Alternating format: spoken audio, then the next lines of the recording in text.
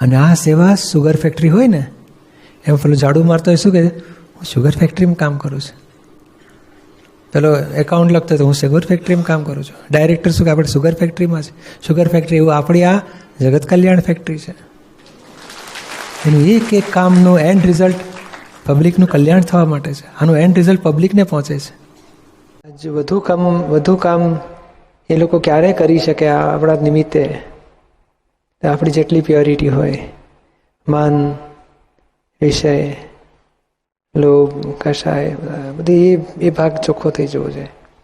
એ જેટલો પ્યોર હશે ને એટલું ખૂબ કામ કરશે. દરેક મહાત્માઓને પણ એ એમને નિમિત્ત બનાવશે લોકો. ઘણા લોકો સીધા નથી હોતા, પણ આવી રીતે બધાને કોકને સોંપીને બધું કરાવી શકે, એટલી બધી શક્તિ ધરાવે છે.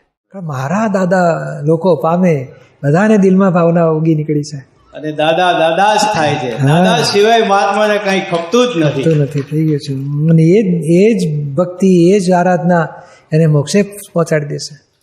ભાવ ચોખ્ખો રાખો, દાદાનું ખાઓ, લોકોને પાપ પહોંચે, આપણને જે મળ્યું બધાને મળવો, ઓટોમેટિક આ સંજોગ ભેગા થઈ જ જાય. હા, પ્યોરિટી એમાં રહી, એ આગી પાછી ના થઈ જાય. પ્યોરિટી જશે તો મારું બગડશે.